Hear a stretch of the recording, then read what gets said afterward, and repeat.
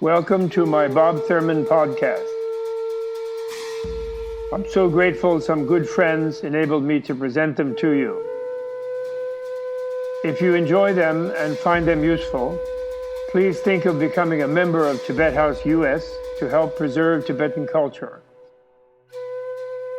Tibet House is the Dalai Lama's cultural center in America. All best wishes. Have a great day.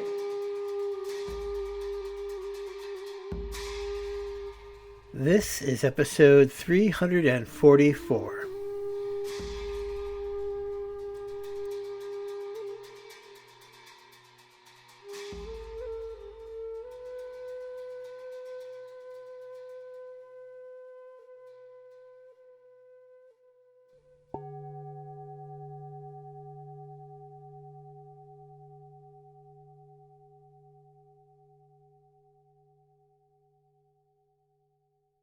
Okay, hello, Isa.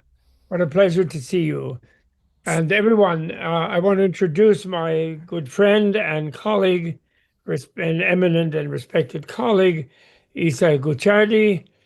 And today I'm going to be talking with her about her wonderful book called Depth Hypnosis, A Path to Healing, Power, and Transformation.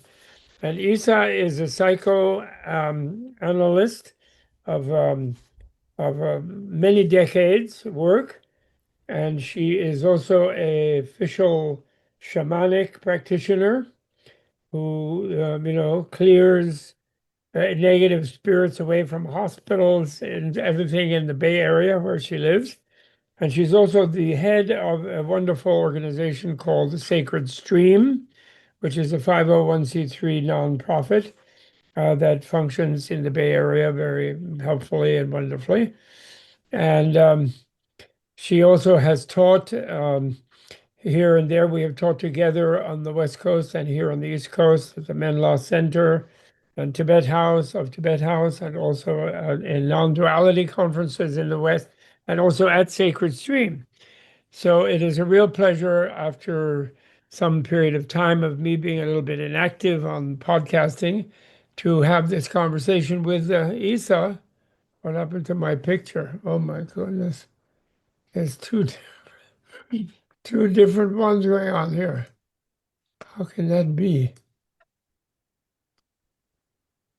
Look at the other one, Bob. I think I see you in that one.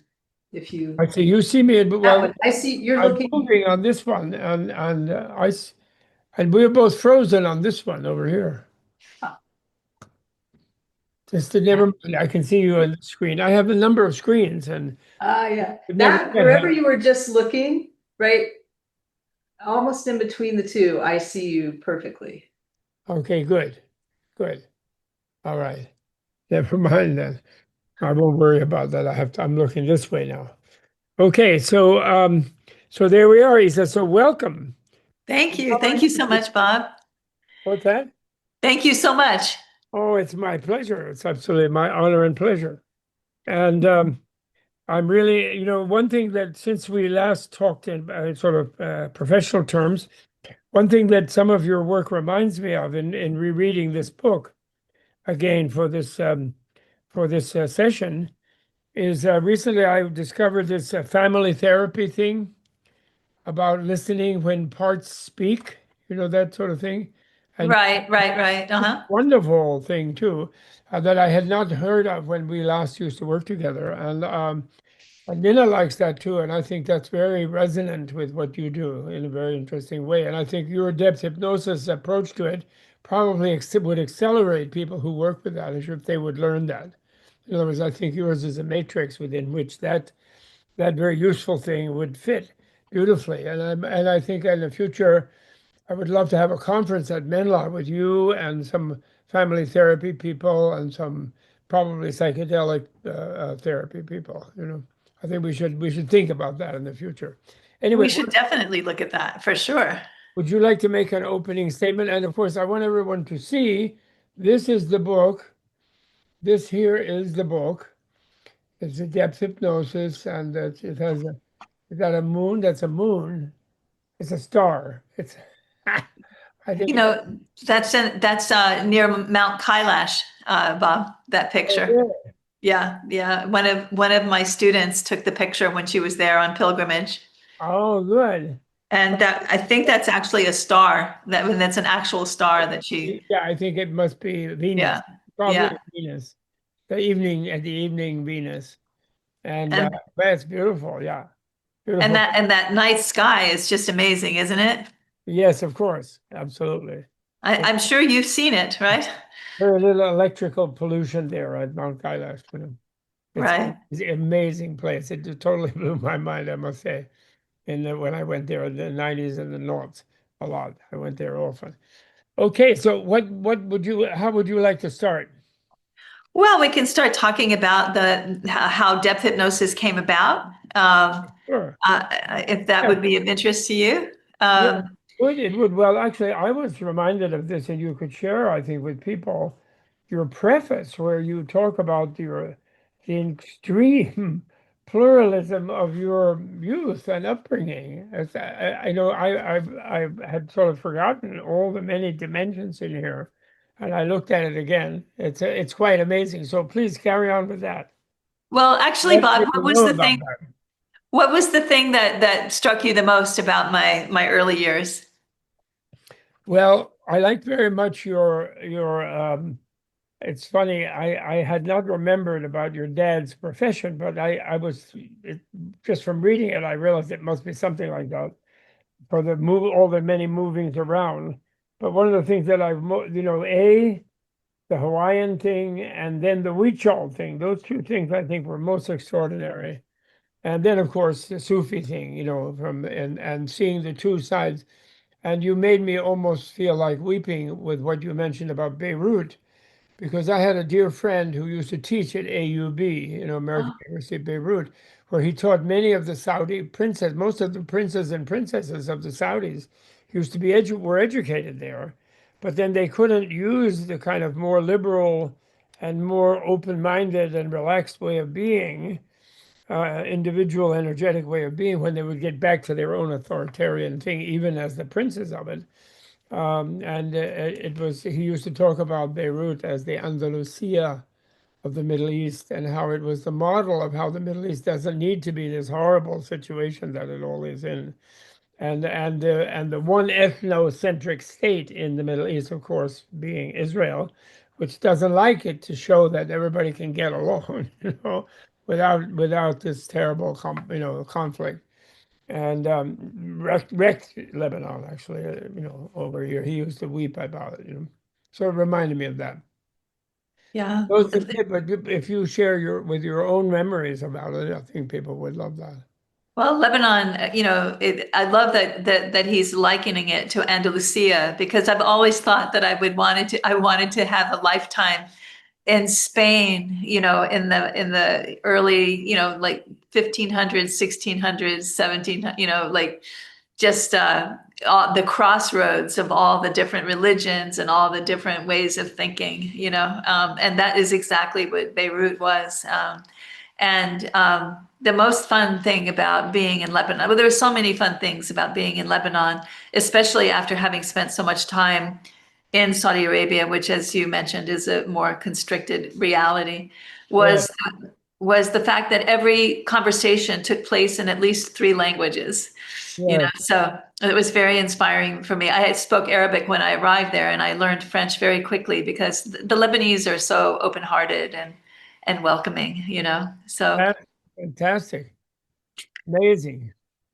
And yeah, in terms of Hawaii, I mean, one of the things that was so clear to me was the peace and the beauty and the harmony of Hawaii, expressed in all the different natural forms. The nature is so powerful there, and it was such a contrast for me in terms of the human experience, where humans are really kind of complicated and having a hard time and not that harmonious. So that was my experience as a young person. So I think that those early years were very formative for me in terms of really, in my book, Coming to Peace, I talk about this question that I carried with me from a very, very young age. I remember I was probably not more than 4, standing on the beach, with at the end of the day, when all the crabs come out, we get to sit together and watch the sun go down.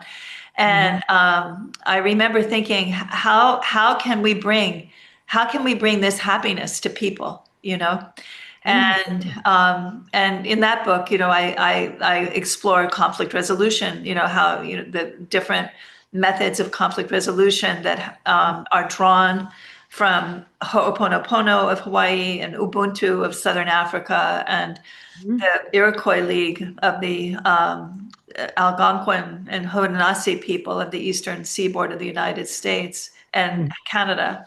But with depth hypnosis, we're very focused on resolving obstacles to one's happiness, and we start with trying to understand what is creating someone's upset. And I first started working as a hypnotherapist as I was getting my doctorate in transpersonal psychology. And, as I headed into my clinical practice, I had many years of Buddhist practice and study and many years of shamanic practice and study that I was bringing into the clinical setting and not actually realizing at the beginning that I was going to be bringing these very powerful engines of transformation that you find in shamanic practice, the processes of, bringing, soul parts back to the self, the processes of retrieving power that's been lost. And I absolutely fell into a structure of the way that Buddhism approaches all phenomenon. Everything is workable. You're working with compassion, non-judgment. You're working to try to understand what is obscuring this person's Buddha nature from themselves that lies in the symptom that they're bringing in. And so the processes of depth hypnosis, which are largely in the altered state of awareness, moved into the clinical setting through these lenses of the Buddhist practice, understanding the nature of reincarnation and working with regression therapy to help a person move across their lifetimes, their personal history in this lifetime to go to the originating experience of generally trauma that is driving a person's symptoms that they're coming for help with. And so that whole arc of understanding the Buddhist continuum of experience, I found to be very, very helpful in helping people expand the way that they were thinking about their situation. And so pretty soon I've got depth hypnosis, happening. And you were so lucky to have such a varied childhood. It reminds me a little bit of Nina, my Nina, who, was born in Mexico and then brought up till the age of 6 in China, and then had to go to Germany and then Sweden, and then came to New York at 18. It wasn't quite as numerous as yours hops, and there were some other dimensions, and so it was also very different, but it was very, very similar. And I think of you, and it's amazing, I think of you and she as sort of higher beings from another dimension coming to a planet in a time of tremendous stress, which was what the world wars, and it's still going on, actually, still long-term world war. Colonialism, in a way, was a world war, and then the breakup of colonialism, which is what we're still not finished with now, is still this other. It's 1, 2, and 3, you can call it, but it's all one war, yeah. Trying to break back to owning a paradise planet that we live on, And so you guys definitely came from there, it seems to me. I'm very honored to I'm very lucky to have bumped into you all. Really, I like it. I like the way the Dalai Lama's picture is right exactly over the top of your head. That's it's very good. I like You, it. you Very know, nice. it was the monks of the Gaden Shartse Dokkan Constant who stayed with us for the better part of a year. You know, this room was their dormitory, and Yes, we had 8 monks living with us for the better part of a year. And they're the ones that put that picture of the Dalai Lama there. it's beautifully. It's really Yeah. very nice. And then you have Donkup over there, and have a look at this one over there. And I can't quite see what that. I forget. I've been in that room, but I forget what that Tonka is. The one on that side. The it's Jambala. Jambala. Yambala. Oh, Yeah. good. That's very natural and good. Prosperity, the deity of prosperity. You Yeah, there and the medicine Buddha is the one right directly behind me that the Dalai Lama above is the. I see. I yeah, can't see it from this. Oh, yeah, good. That's perfect. yeah, Perfect. Wonderful. yeah. And they hung those tankas as well. The Very good. yeah. So I think I've told you before, I keep the altar just the way they left it. I do the water bowls, the water offerings every day, and just Yes, like yes. they showed me to do. So I feel I stay connected with them, Very good. and You with know, the I depth do of the have one practice. question for you about this depth hypnosis, which is you basically you just mentioned, and you are a hypnotherapist. Mhm. So why do you call it depth hypnosis instead of depth hypnotherapy? Well, I don't um, the reason that I call it depth hypnosis is because I'll answer that at several levels. It's know. called depth hypnosis because of the depth to which you can go within your being Yes. through the processes of depth Yes. hypnosis. And hypnotherapy is generally a more limited set of processes, wonderful processes that we do incorporate in depth hypnosis, but they generally have to do with suggestion hypnosis. When someone wants to quit smoking, Yes. Yes.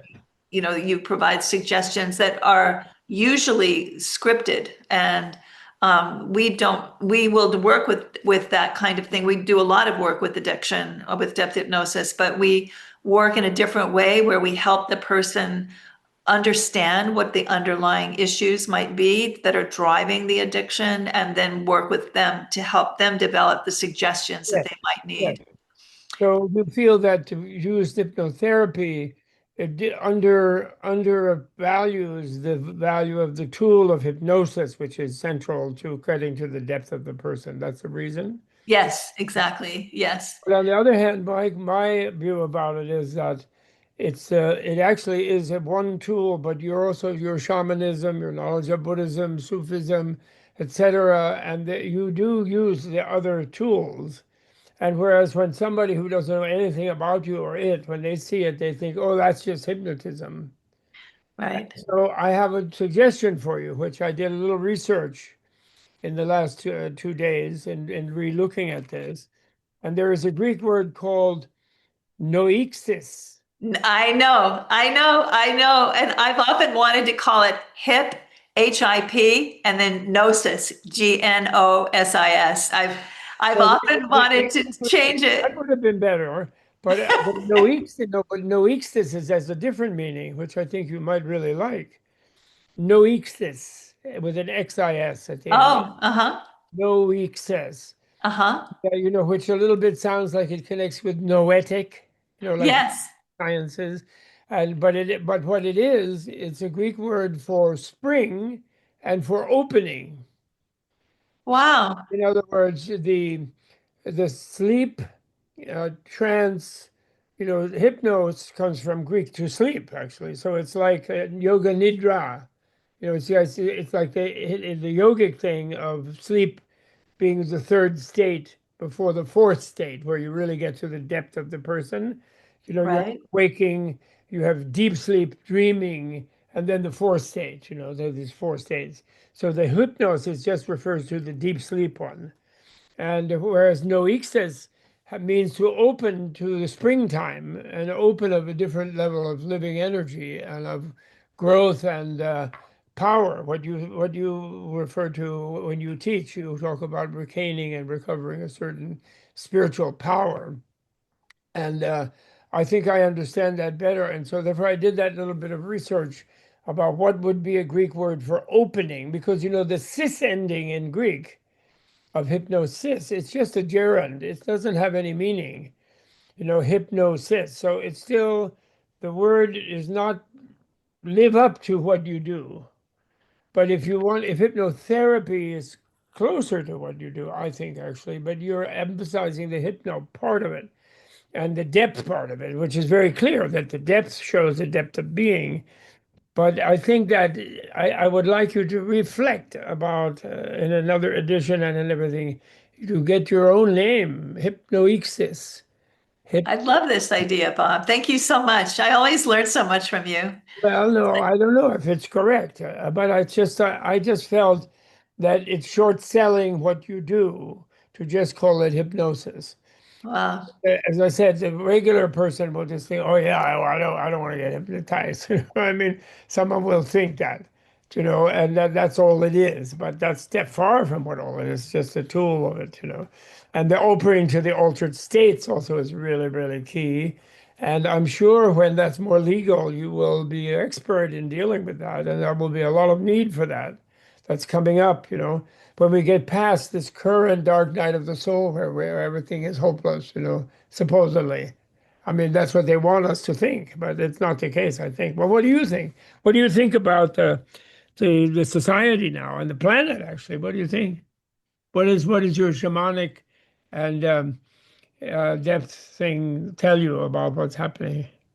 Well, I think that the time, the time is really calling us to reconnect with the earth.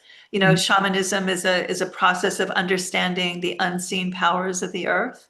Uh-huh. And I think that a lot of people's distress is a function of the disconnection with the earth Yes. and disconnection within the self. And Mhm. so I feel like we have a real opportunity to practice, like I think that we need to, this is why I do all the trainings that I do, trying to train people to do depth hypnosis with other people, because it is profoundly transformative, and it helps people, Mhm. from a Buddhist idea, it helps people dismantle their karmic patterns through Mhm. through the processes of soul retrieval and power retrieval and energetic interference removal. You're changing karmic Mhm. patterns, and the obscurations of those patterns lifts as the person is able to more and more fully connect with their Buddha nature. The very first process that we do in an altered state in depth hypnosis is to connect with what we call the part of the self that has only your highest good as its sole intent. So we're kind of translating the idea of Buddha nature so that people aren't thinking, oh, I have to be Buddhist to do this, or I have to be shamanic to do this. We're really, in depth hypnosis, I like to call it a good front end, it's a way of meeting people in the modern time. Sure. But what they're Okay, really doing. why did you reject hypnosis? Oh, it was something that I came to after we had trademarked depth hypnosis, and we kind of needed to stay with it. And the reason that I went with depth hypnosis at the time, this was, 20, almost 30 years ago now, Yeah. was because at the time, remember, Bob, 30 years ago, people weren't really buying spirituality as part of any kind of therapeutic process, and Right. and people were suspicious of mind body kinds of therapeutic interventions. And hypnosis, the word hypnosis, was within the dominant parlance, within the dominant paradigm. It was the main thing that people could think about that would take them beyond their usual conscious mind ways of knowing. So I was looking for a word that would help them, like that wouldn't be so foreign to them, Yeah. um, but Yeah. that I get would that. I get take that. them beyond, right? You know? But there was probably no much such thing as hypnotherapy at that time, I would say. Very little, very little. Whereas Yeah. I think what you are doing is actually way beyond. I mean, it includes things like getting someone to quit smoking, which after all is a huge thing and very difficult for people to do. So it's not like that's a minor thing. Yeah, right. That's amazing, huge thing. I mean, I've seen that up close. And people are killing themselves, taking decades off their life, when they can't get over that terrible addiction. And even with the vaping and everything, you know what I mean? It's just terrible what people are doing to themselves, which is what the modernity is, as you say. It's actually people are attacking themselves. When you say connect to the earth, from Buddhist point of view, Buddhist medicine point of view, the bones in your face are the earth. Mm, So, you know, so a person like Donald Trump is like he is alienated from his own face bones. Do you know what I mean? Anything solid in his body is Mother Earth. right, right, right. From the Yes, we're disconnected from the earth. We are So it's disconnected. like you're scared of yourself, you hate yourself, you're disconnected from yourself. No wonder you're flapping around, desperately clawing at people and grabbing something that you shouldn't be grabbing because you're so desperate. And terrible, terrible thing. I don't know if you read, did you read Mary Trump's book? I listened to I listened to part of it, and I listened to her speaking about it. I didn't read the whole thing, no. Well, I did. I never read the whole thing nowadays ever. But I did read quite a bit of it, and hoping to find a key to what can help that poor fellow before he destroys himself and all of us, and with him. And I became more and more sympathetic to him. Actually, it's so traumatized. The guy is really, the really unhappy person. Actually, like probably. It reminds me of that, the story of Murdu, his name, or Deva in Tibetan, who was a beggar in a kingdom, some kingdom, I don't know which one. And he found like the Kohinoor diamond. He found it somewhere in the garbage, some fantastic treasure. And then people were surprised because the beggar had found this greatest treasure. And then he was telling people he didn't want it. He liked being a beggar. He was the head of the chief of the beggar community. He would go to the temple and get, food and lunch or whatever, and he liked that. He didn't want this thing. He didn't know what to do. He didn't want it. So he said, "Well, what I'm going to do is I'm going to give it to the poorest person in the city, in the country." And then they said, "Well, who is that?" Well, he says, "I'll have to figure that out." And then they have the thing. And then the king made a special thing, big ceremony where he would announce it. He said, once he said, "I figured it out and I'm ready to announce." Then the king said, "Oh, great, we should have the whole community come and we'll all see what you decide." And so then they all gathered, the whole community, and then he took the jewel and he marched up to the throne and gave it to the king. Wow. And the king said, "Why are you giving it to me? You said we're going to give it to the poorest person in the country." I said, "Well, that's you. You're the one, you know that your budget doesn't cover all the other poor people and all the problems and the dikes and the ditches and the sewage system and whatever it is. So you're completely stressed out and you feel very poor. So you need this more than anybody else to keep up your job of taking care of the country. So this poor guy who's so desperate himself, has gotten to where this huge burden of responsibility is on him of all the people.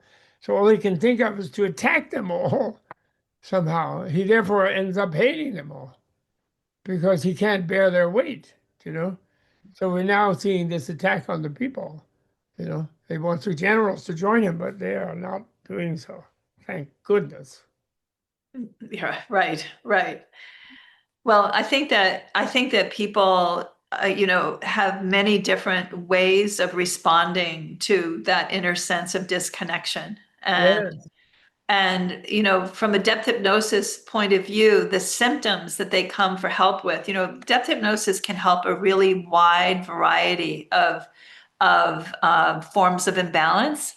It can work with imbalance, like on a physical level, like with autoimmune problems. It can work with issues on an emotional level, such as depression. It Mhm. can work with issues such as like, obsessive compulsive type ideation on a mental level. and it can work. It's very, very helpful for spiritual emergencies, or or the sense of dislocation that people have in terms of their spiritual connection. Mhm. So it is, and the reason that you can address such a wide variety of issues is because from the depth hypnosis point of view, it's understood that the symptoms are simply showing you the way in which you have twisted away from your Buddha nature. And the symptoms are actually the path back. So we go in and we follow the symptoms. So for instance, if someone is coming for help with, say, a panic issue that they're dealing with, so of course you spend time understanding, the person's emotional experience over the course of their lifetimes, beginning with their birth, or this lifetime beginning with their birth, and then you do an exploration of the issue itself. When did it start? How does it affect you? But then what we do is we, of course, do that first altered state process of connecting with that part of the self that has only your highest good as its sole intent, which Right. acts as an anchor, or Yes. Yes. a safe harbor to return to Yes. as we begin to look at the actual panic or the fear. And we will help so we start with the fear and help the person move into an altered state of awareness, connect with that part of the self that has only their highest good as its sole intent, as an anchor. And then we follow the panic into the body, locate it in the body, and then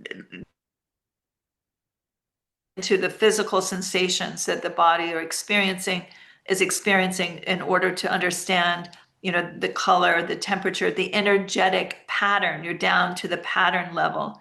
And then you follow that pattern of experience that is expressed in a color or a temperature, and you follow it through the person's experience, and you do a count, saying, one, knowing that you can get closer to the understanding the nature of this panic, then you can, or the temperature, the color of the panic, than you might ordinarily be able to do. Two, knowing you may be going to a situation, time, or place in your young adulthood or childhood or infancy, or even in a past life experience or a prenatal experience. And Get three, presence. You often get past life people going a into the. lot of past life.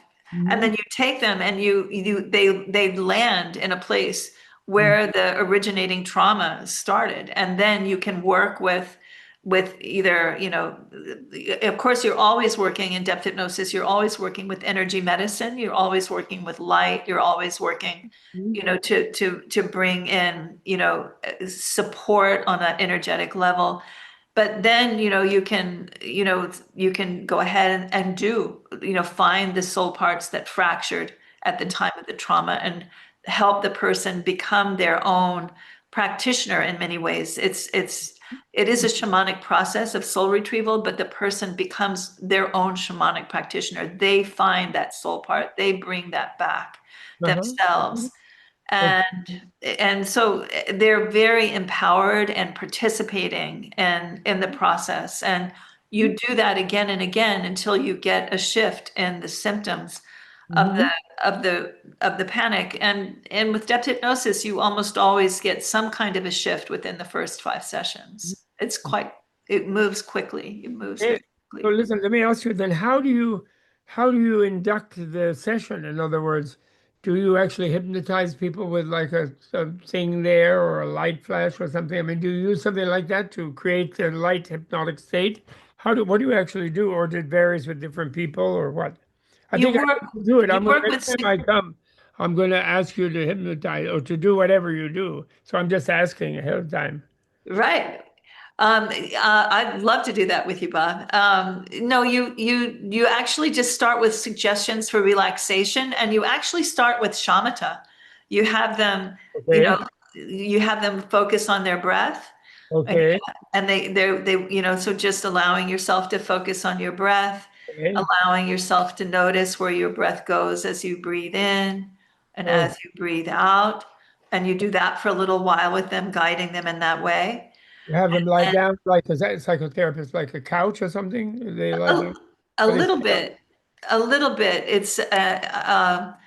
And you're working with your voice, to in a very definite way to sort of bringing, the energy, inward, following your breath inward, Mhm, following into that place where everything that you've ever known or felt or sensed is recorded.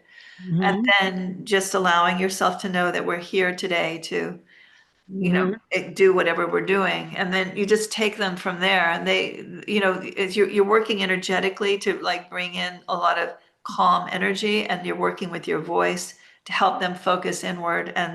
mhm, And because they are making that connection with that part of themselves that has only their highest good as its sole intent, they have an inner sense of safety that is not dependent on the clinician, on the practitioner, is they have their own mhm, they have their own internal support, which allows them to go more deeply than they would normally be able to do. So they're not getting re-traumatized, even though we're often visiting sources of trauma that are behind addiction or mhm, eating disorders or something like that. mhm. That sounds really cool. I'm thinking I definitely want to have a session with you when you come. Okay. Now We you're coming to Menla. When is it? What is the date? I'm coming in June, the second weekend and third weekend in June. Okay. I'm teaching a class on I think it's the 11th, 12th, and 13th. It's the Friday, Saturday, and Sunday. And then Uh-huh. you and I are teaching a class the following weekend, the Friday, Saturday, and Sunday. Okay. Oh, good. So Excellent. I'm really looking forward to that. Okay, good. That's very good. I am too. I was thinking that, do you know the work of Lisa Miller? A little bit, yes. Did you read her work, The Awakened Brain? I've heard about it. I've only heard about her work. You I haven't gone in. you would really like it because she, and you know that she wrote the Oxford book that the psychiatrists often have. And it's sort of like it's the spiritual component, complement of the DSM is her Oxford book. Horribly Uh-huh. expensive, like $150, some huge price. But anyway, it's edited by her and engineered by her. It has a lot of people's writings in it. It's one of those kind of books, and it's kind of a reference work. And what she reveals and what she teaches in the Awakened Brain is how she came up with something that the neuroscientists, or at least some of them, accept, which is that the part of the right parietal lobe that gets very atrophied in serious depression, I mean, super clinical depressoids, who didn't kill themselves yet, but are really close to it. There's an area of the brain that becomes very atrophied, and that anybody who has some religious or spiritual sense of belonging to something bigger, which I noticed you have in the book here as one of the things, belonging to something greater than themselves, that area is energized. So it kind of immunizes against the severity of depression. As it's sort of a neuroscientific kind of proof backing up her role from Columbia, not from ordinary Columbia, from Columbia Teachers College, actually, which is a more free place, actually. Columbia is worse. The psych department of Columbia is hopeless. It's all drugs, and neuroscience, there's no psychology involved with it at all. Nothing clinical, you know what I mean? Except for Uh-huh. products that they get grants to help people make, you know what I mean? I Right. actually, I'll tell you that story another time, but the chairwoman of that department came to a meeting and was talking about how much she hated her department. You know, Wow. she was the chairwoman and Wow. hated. And then people were like freaked. He was in a mood, and or whatever had happened. I don't even know. It was a chairperson's meeting, and she just came in like that. And then people said, "Well, what's wrong? What's wrong?" She said, "Well, we don't do psychology. We all work for Novartis." Wow. That's what Wow. she said. All we do is work for Novartis. That's what she said. Wow. And so anyway, Lisa, and she has a story in there that you would like, where she met, she began to use a little spirituality in some place in Philadelphia where she was a junior psychiatrist, getting started doing intern, residency like thing, and I found it incredibly helpful with certain very difficult patients, that mobilize their own spiritual background, some little fragments that they had in the middle of their gloom and doom. So it's very perfect for you, actually. You'll meet her. She's really very close, very fun. Never met her for 31 years. I taught at Columbia. She was across the street, and then afterwards met her, and she's terrific. You'd really like her. She would like. Well, I think it's so important to bring the understanding of spirit into the clinical setting. And, this was something that was very much resisted, and it's still in some places Oh, resisted. definitely. Mhm. And, even, I used to work with Michael Harner. I used to work as a medium with him. And, he cautioned, he said, you can't bring shamanism into the clinical setting. He was afraid of doing it. Like he was worried that there would be some kind of clash of cultures, and even and I had there was a lot of resistance, with me bringing in this I mean, it's not like we're proselytizing. We're not saying it's this form of spirituality that's going to help you, but, you No, know, no. you know, You still say whatever form. right. It's the same prejudice that Maslow, of course, faced, and that Stan Grof faced. Like insisting. I mean, I always appreciated Stan so much because he so insisted on the transcendent participating, and he had the credentials as a MD and a PhD that people would listen to him, and I feel like we owe him a great deal because there was really just so much prejudice against bringing spirit into the therapeutic setting, and now today it's more common. And Yeah. depth Well, hypnosis it's is great. right here on that. It's been on that edge for 30 years, and now we're here, ready to meet anyone and everyone on their own terms, Yeah, in terms of their own definitions of spirit. I agree completely. Actually, I thought for years that I invented the word psychonaut. And then I discovered Stan had created that word maybe earlier than I had come into that word before I did. And read it from him. I independently also came up with it. So I really like him too. Yeah, I think he's really important and really great. He's still alive too, right? I think it's Michael Yes, Harper. yes. Harner is gone though, right? Is he? Or is Yeah, Michael Harper still? she's fun. Yeah. But I think that letting bringing spirit back into the clinical setting is fundamental to helping people reconnect with the deeper parts of themselves. Because spirit is the deepest part, right? And but it still, I think, remains that the sort of repressive forms of religious institutionalism are still harmful, I think we can say. Oh, yes, We're absolutely. seeing that in the Christian nationalist drive to change the United States into a onward Christian soldiers country, Right. fusion of church and state, specifically Baptist church and state. Right. Right. I mean, Really dangerous, actually. And Pakistan and Israel, they're showing the same thing. And in a way, you could say the communists are still, they have a one church state. And so a one church state, period, is no good. One ideology, one repressive ideology is still no good. I think the psychiatrists are correct on that one. I totally agree. Yeah. Provided that depth hypnosis opens up whichever it is. By the way, recently you might be enjoyed it since I didn't quite have this in when we met before, but in my subsequent learning, and I'm still very ignorant, but I subsequently learned one thing, which is I kind of forgave God, who used to really annoy me with his business about his one only son and the Christian thing, and putting him up on that cross, which I later discovered was the Romans did that, not God. God didn't ask for that. And the early Christians never used the crucifix as their symbol until 325, until the Council of Nicaea, where the Romans put that as the main symbol, as a way to show their power, actually subliminally. Do you know what I mean? Their Right. repression, their ability to repress even God. So so I forgave God, and I decided that God is telling people that he's not omnipotent. What the real problem is the projection of omnipotence into anybody or anything, you know? And God is telling everybody in all the religions that he's not omnipotent, if it's a he. And the mother goddess also is not omnipotent, she's telling, in any version that puts her at the top, which is less, unfortunately, it's not equal, but still there are forms of it. And the way they're telling us that is telling us that we have to be ethical.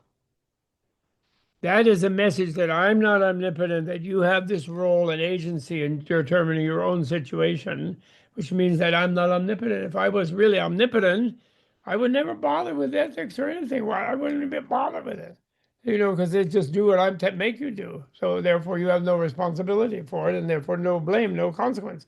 But when I tell you you have to be ethical or bad things will happen, then I'm saying you have your own agency, and we're working together. So I forget. I decided God is okay. He's doing his best. And I found out, the Flower Ornament Sutra, the 10th stage Bodhisattva in that sutra, one of the many sub-sutras in that sutra, likes to be God in different planets and cultures. In other words, it has sort of the more powerful position in a particular cultural field of living beings to be able to help beings more, while they're waiting to be Buddha, on the 10th stage, because they can't force their way into being enthroned as a Buddha.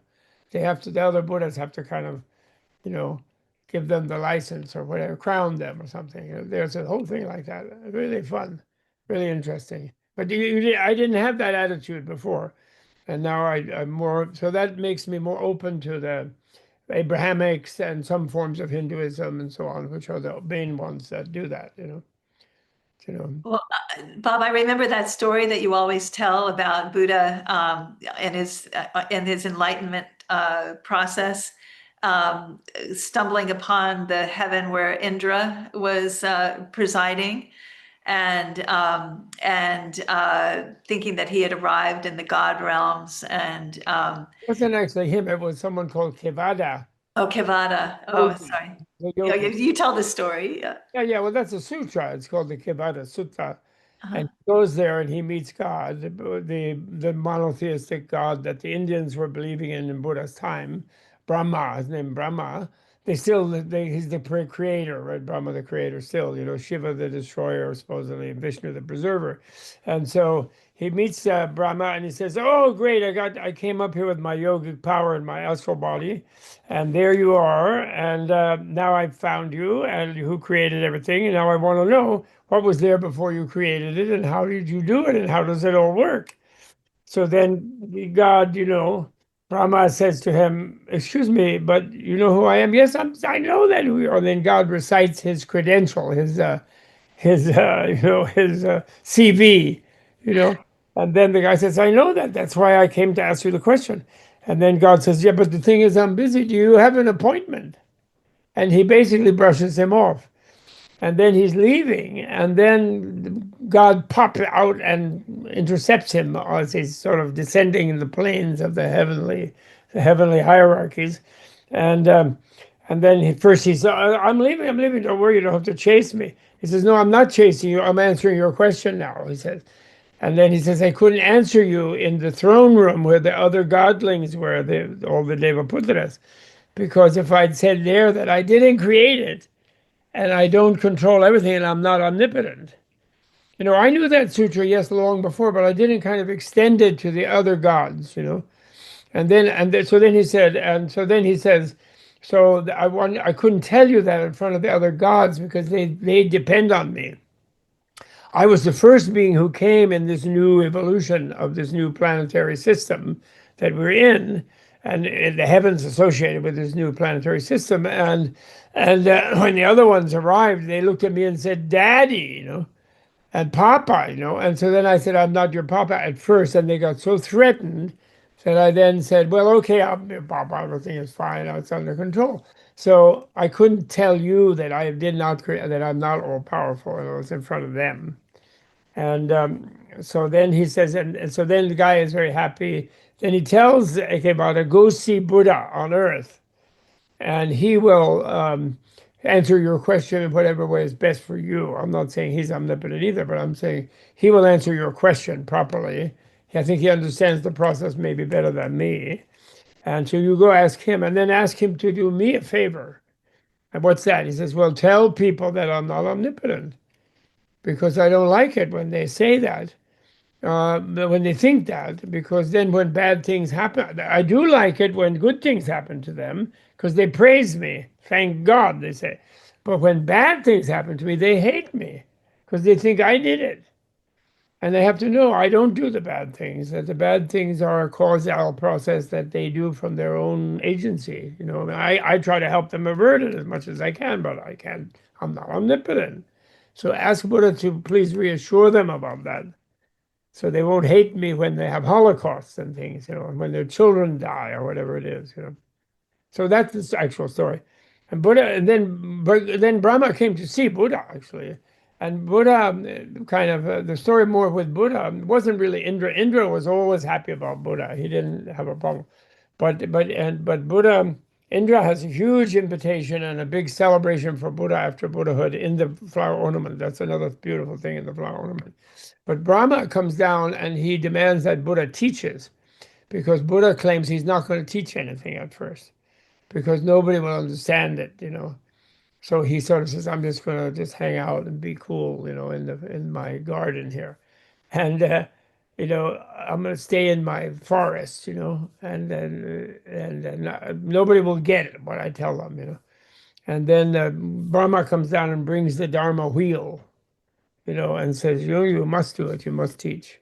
And then he shows Buddha a vision of rainstorm, and then the different plants are getting the rain and each using it in their own way, same rain. But each plant uses just this drop or that much or whatever, so the plants themselves adapt what they receive. So don't worry. They'll all get something out of it. So that's the Brahma Buddha and direct Buddha interaction. That's that one. So Right. he's a 10th stage bodhisattva. In other words, the Buddhists understand him as a 10th stage bodhisattva, almost a Buddha, like more or less a Buddha in his understanding, but therefore very open-minded, and appreciating the complete Buddha, who is completely, an inconceivability, right? It's like Right. you and me, if we were both completely empathic of each other, 100%. So we were both sides of this conversation. That would be what the weird state of Buddha, including infinite numbers of other beings. I mean, it's beyond Yeah. imagination. It's something to aspire to, right? We reach the boundary of what we can imagine. Right, right, right, And yet they urge us to open to the possibility. right. Well, I thank you so much for that story, Bob. I forgot some of the Well, I same didn't mean to details. intrude for talking so much to you, but it's just so nice to see you sitting there. It really is a pleasure to see you, really. It's wonderful to see you and to be with you too, Bob. I always enjoy so much our times together and the places that we go together when we're teaching or just talking or just hanging out. It's Yeah, I it's noticed that what's his name? The non-duality people are sort of stirring to life a little bit now with some movies and things. They somehow don't feel up to like a big organization like that yet again.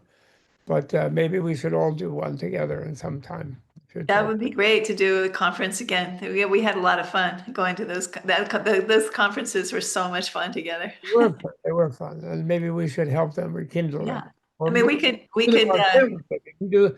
Remember, we also did our one. Tibet House did a great one, right? Were you there for that? I think you were, right? I've been to some of them. I'm not sure which one you're talking about. Well, 1997. Oh, no, I wasn't to that one. Willie Brown helped out because we brought Dalai Lama and we brought Oh, Roberto Menchu and we brought Jose Ramos Horta, three Nobel Prize people. And we can do that again, but not Dalai Lama. I think 90, he's not going to come. Although he swore at the time, even if it was a wheelchair, he would come if we did any peace conferences like that. So we should rather do that. Gandhi wants to do that. And Bay Area, I feel very deprived not having been to the Bay Area since before COVID, practically, as far as teaching goes, or promoting a book or anything. I haven't done a thing there. Yeah, you need to come out. The Sacred Stream Center is just a wonderful place, and we can hold all kinds of events there together. It would be really, I think Good. it could really, bring some help to the Oh, world I'd like to there do again. like your friend John Campbell and I are doing. We're starting this whole Vajra Yoga thing. Uh-huh. Whole new thing we have going, Vajra Yoga, that I want to introduce you with when you come. I will explain it more, and I'll let you know more about it. But yeah, we'd like to do some big Vajra Yoga event, like a weekend or a retreat or something. Wow. It's kind of making yoga, spirituality, open source spirituality, rather than either just Hindu or just Buddhist or just whatever, just athletics, But it's all of that, So it's a kind of Vajra means bringing it into this different worldview of the blissfulness of reality, actually, that's already there, The fact that this is nirvana now, and that's the Vajra side of it, And It's so bringing important. practice into that, So creating that sense of security that you say. And you say that in the Vajra hypnosis, it doesn't come from the therapist, the sense of security, but of course it does come from your presence, actually. That is a Well, big, it's there helping. You're there supporting. You're yes, there but it's supporting. very crucial that it's the good therapist like you. It's very crucial that you share with the other your view that they also are fine in themselves. Right. That's really important. And so That's many. that's the hologram that comes from your presence. And we don't have to emphasize the key to them being open to it is not emphasizing that. Right, that's right. And then discovering the place within them that connects into it. That's the really important thing. And, you know, Exactly. in terms of, talking about spirituality and, and the different ways in which people can get trapped in different orthodoxies. I mean, one of the big things that I've done, over the course of my clinical, experience over the last 30 years plus is to really help people rediscover their own spiritual truth. And, often it's, helping people step out of like the misunderstandings that you were having around Christianity, helping them identify and go to the places within them that got caught in the traps of the orthodoxy, and helping them find a way out, to reclaim themselves and reclaim their own truth and their own spirit, um, Right. free of the binds of the orthodoxy. Or, for some people, they find themselves within the framework of the orthodoxy and they do feel whole, but they don't feel trapped. It depends on where a person is in their Of evolution. course. Yeah, But but if you take someone like our president, there is that infantile omnipotence feeling of the infantile, the rage of the infant, who wants the nursing now. They want this, that we the omnipotency of their anger and demand, on the universe, on the world. And then they can't find anything like that in themselves that is absolute. So then they project it into a deity. And then in the name of the deity, they act like insane, and they kill people and do things. But like the Sam Harris book, Against Faith. You remember that book he wrote? right. On the religions. Meanwhile, communists kill more people. I mean, anybody who becomes a fanatic can kill more people. And then you look at a person like our president, and he doesn't believe in any deity, of course. And so he somehow he thinks he is omnipotent now. And he's constantly freaking out when when anybody challenges that. He can't take it, flips out.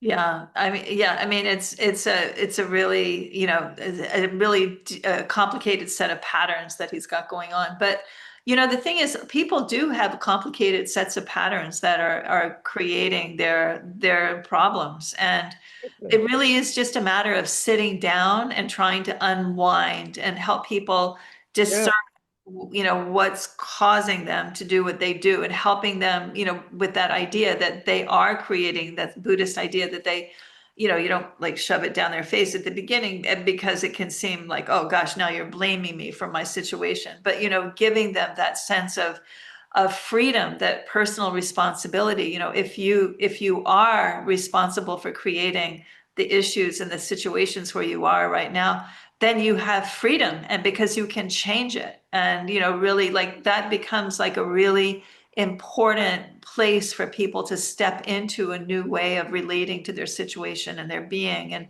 becoming more independent and less dependent on other people's judgments or other people's views, so Right. that they can chart their own course, and so that they can find their way back to their own wholeness on their own terms. And to Right. do that, you have to move through your own complications of your own karmic patterns and unwind them, because in that unwinding, there's so much wisdom that emerges. Mhm. And you know, by the time that you get through all of the processes of depth hypnosis as a client, you know, people really have big changes internally. And one of the things that happens as people are working with the depth hypnosis process in the clinical setting is they often want to find out more about it.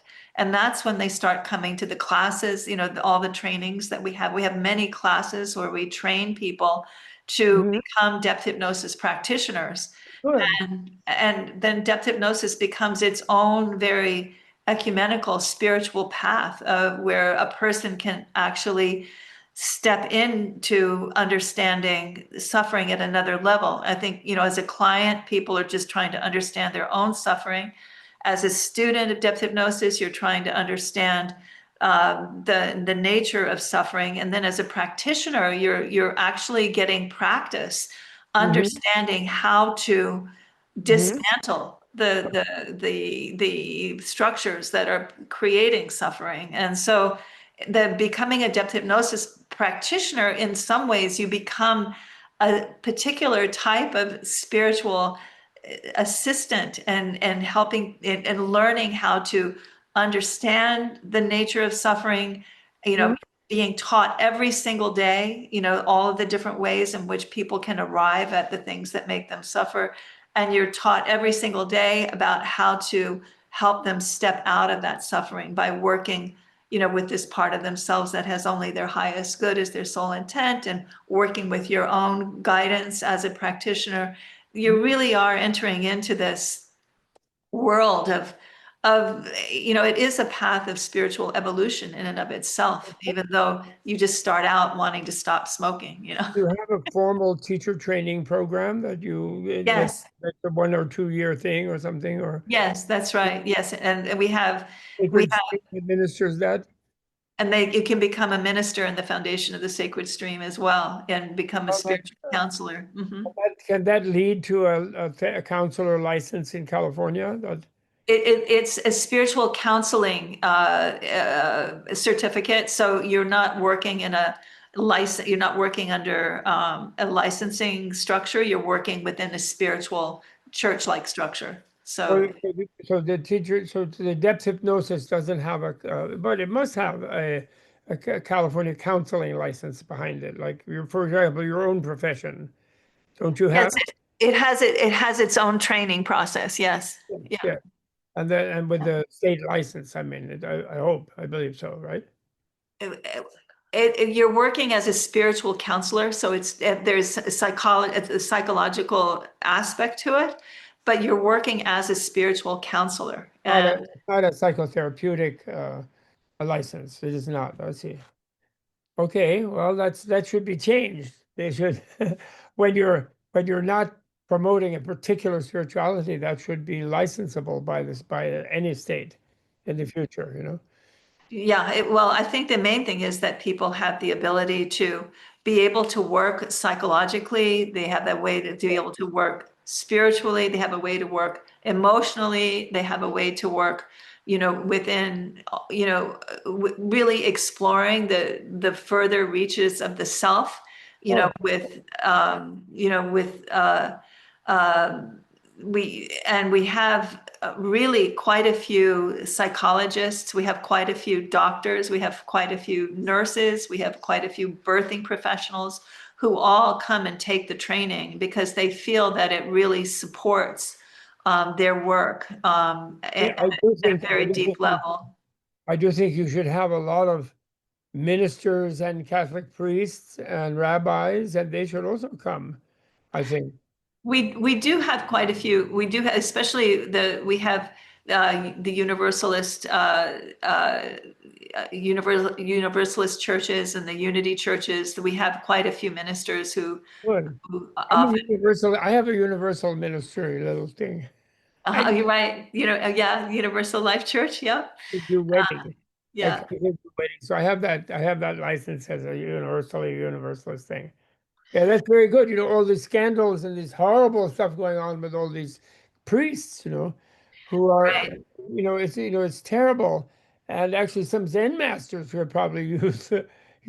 And, because any spiritual minister of any type of spirituality runs into these kind of things in the psyche of the people they're counseling. So your type of training should be open for them, actually. Absolutely, absolutely. It's something, I really like supporting people who are supporting other people. That's a big part of what depth hypnosis does because it can be integrated into any other kind of practice. It can be integrated an acupuncture practice, into a birthing professional practice. It can, because it has one of the big things that depth hypnosis has in it is a series of processes that are very supportive to the practitioner. And Yes.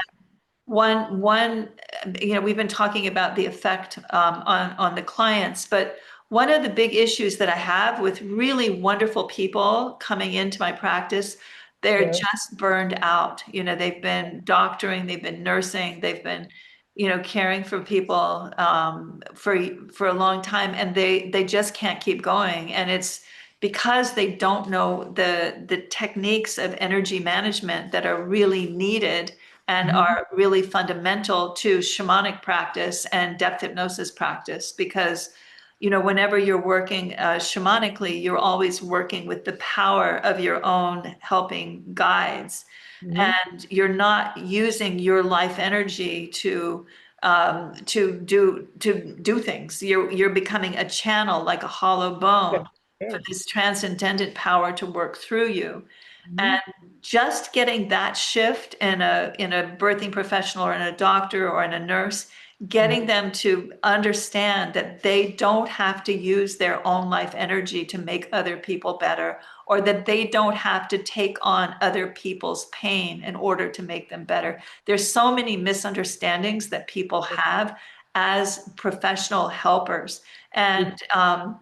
there's a lot of training in depth hypnosis about energy management, learning how to attune your own energy system so that you become a clear channel for the power of the transcendent to work through you, and that the person in front of you experiences, as that you were talking, that matrix, that field, they Mhm. experience that field, Mhm.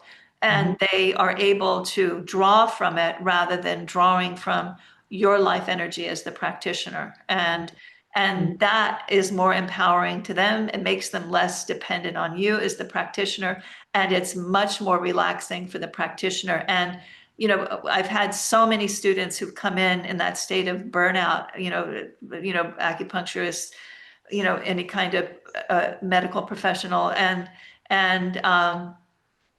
when they learn, the mechanics of being able to become power filled and to be merged with that transcendent experience as they are in the clinical setting, Mhm. they come back to life. They want to return. And we need that, because we need all these good people who have been out on the front lines for so long. We need to be able to get them back on the front lines and Mhm. help them do the healing they need to do in order to be able to work differently, and to look at their misunderstandings about what it means to heal, what it means to serve. I think that's a big part of bodhisattva training, right? You have to learn what is the correct relationship to suffering, right? And Absolutely. and that is a big part of what the training is in depth hypnosis. It really is in some ways, bodhisattva in training school. It's Or helps thing people. is that for the medical doctor could be channeling Hippocrates. They could be channeling Galen or whatever. They do Right. ran a right. course. Yeah. Never Yes. taught in medical school how to get in the Asclepius, field of right? channeling Hippocrates. They say Yeah. do no harm and all this, but then they completely have to be self-reliant, because of the materialist thing, that they're inflicted on, that's imposed on them. That absolutized nothingness that is imposed upon them. So they really need that. They need to learn that in their own terms. That after all, like, right, the caduceus of the doctor has two serpents coiled around, right, the staff, Right. like a katanga staff. It's a shamanic staff. Right. The Tibetan physician has the medicine Buddha to channel, You're completely. right. Exactly. They Exactly. need, And it's they need something like that. that's exact. And depth hypnosis provides, ways of helping people learn how to do that without necessarily engaging in tantric practice or something like that. There's, and we really do look at the nature of service. We try to understand, what are our intentions for being of service. And I for many years, I went to the American College of Traditional Chinese Medicine every fall and gave a series of lectures on, the path of service. Why are you doing this? What are your intentions for doing this kind of work? Because so many people come into the healing arts because they want to help, but they have misunderstandings about what it might be to help. Yes, yes. And that is something that you really have to help people address so that they can stay the long term. I Mhm. mean, I've had people who come, really wonderful practitioners who they really thought they had to take on other people's pain in order to heal them, and they are so burdened and so exhausted. And, we were able to do the work of lifting, of giving back, this pain that doesn't belong to them, giving it to, being able to transmute it and have them be able to step out of this way of thinking and this way of practicing so that they can return with all of their skills and in a new and enlivened way. And, this is something that is very close to my heart, that I really, is something that I feel very honored to be able to do, and, do my very best to serve people who are serving other people so that we can stay the long course, so that we can address this crisis that we're in, so we can address this calamity for the long term, so that we can stay the course, so that we can feel that deep transcendent Yes. assistance that the earth provides, that the Buddha, our own Buddha nature provides, and that we can bring that to bear and to keep helping, keep staying in the long term. Mhm. And so I think, this is a very, Buddhist bodhisattva enterprise that I'm describing, I know, and it is. And I think that it's something that we all are striving for. I think those of us that are striving to be conscious and striving to help, I think these are all issues that we all want to address and need to address and can address. And we can transform those things within us that would keep us from being able to stay the long term. Mhm. And so, that's That's that's it. what, I think we really reached a certain time. And yes. that was a wonderful final statement. I couldn't agree more with it. And I think those people, just to sort of wrap it up, I think people should find this book and read it, and then also come see Isa on the East Coast. You can see her anytime out at the Sacred Stream in San Francisco and in Berkeley. And but you can see her on the East Coast at Menla Mountain Spa Retreat um, in Phoenicia, New York. And are you giving a talk at Tibet House while you're in the East? No, you're just doing it out. No, no, not this time. I Here, often have. Menla is also Tibet House, so it's the same thing. And at the Dalai Lama Center, Country Center, focused on healing. And so there you are. And we look forward to it. And thank you so much, Isha. If I had a white scarf, I would offer it to you. I would, Symbolically, it's just to visualize, imagine the white scarf. I And would, thank I you. would offer one to you. Okay, good. We'll both do that. This will be, we'll let you know, Molly will let you know whenever we publish this, which will be soon, I think. This was not live streamed, so we will publish it as soon as possible, actually. I think it will be very good. But, I defer to the internet people who know what's right time to do which and what, and they will figure that out, okay? So Okay, wonderful, Bob. love to Laura and to all of our friends there. And And I lo- said I would like to think of doing a trip out there with the Vajra Yoga thing at some point. Maybe it's co-sponsored by Tibet House and Sacred Stream or something like that. let's definitely talk about that, Bob, for sure. Let's definitely talk about that. I'd love to do that. And we have a nice new guest quarters where you can stay. So, Nice. Okay, great. Thank you. That would be wonderful. So, okay. okay. Much love to you, to Naina, to everyone at Menla, to everyone there. Thank you so much, Bob. Thank you so much. All the best. Okay, good. And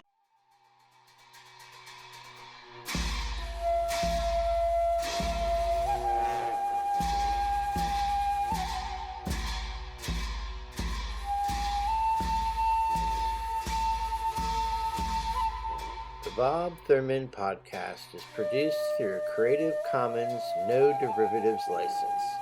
Please be sure to like, share, and repost on your favorite social media platforms. And is brought to you in part through the generous support of the Tibet House US Menla membership community and listeners like you.